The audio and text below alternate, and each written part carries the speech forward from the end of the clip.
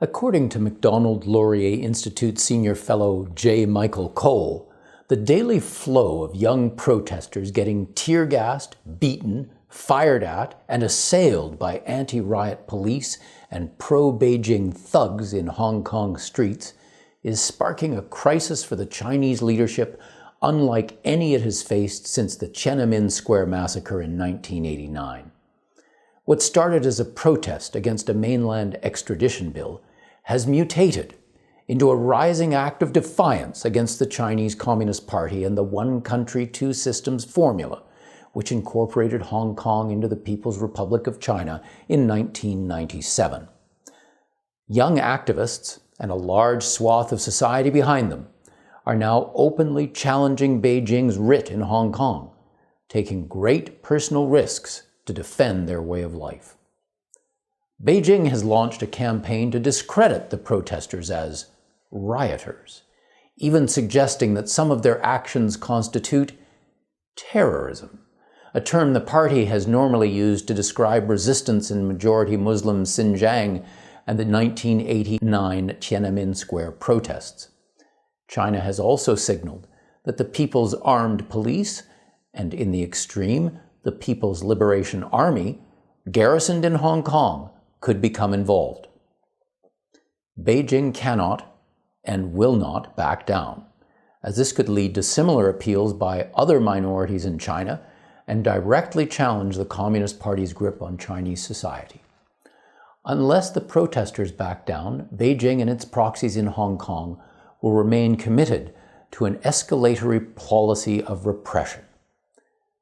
Knowing this, what can Canada do to prevent excesses, if not a bloodbath, and to ensure Hong Kong residents can defend their rights and freedoms? So far, our government's response has been disappointing and at best inconsistent. Canada can and should do more. The situation calls for Canada to join and coordinate with other democracies in condemning police excesses in Hong Kong and calling for an independent inquiry into the matter.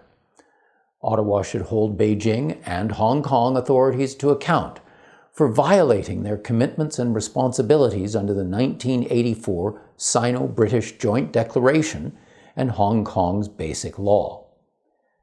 It should also call for the complete removal of the extradition bill and for the release of unfairly detained protesters. The Canadian government should avoid adopting Beijing's propaganda, which refers to the protesters as rioters, and should not legitimize claims to a moral equivalence between the two sides. It should also firmly condemn Beijing's claim that the protesters have engaged in terrorism, while nevertheless encouraging protesters to continue to adhere to peaceful strategies. Ottawa must also ensure that Hong Kong students and their supporters on campuses nationwide can organize events without risk of intimidation or physical attack by their Chinese counterparts. With the Hong Kong crisis going global, law enforcement must look after the safety of people of Hong Kong origin who reside in Canada, as some of them may become targets of intimidation and retaliation by Beijing's proxies.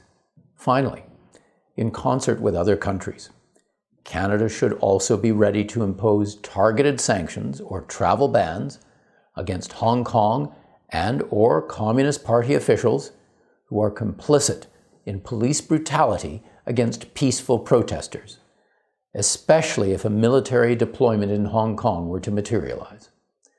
Ottawa should also make necessary preparations to offer assistance to imperiled Hong Kong residents seeking asylum in Canada.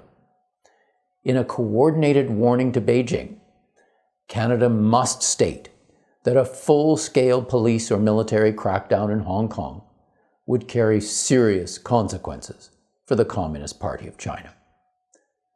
Given the severity of the situation and the potential for serious harm, rhetoric alone will unlikely change Beijing's behavior.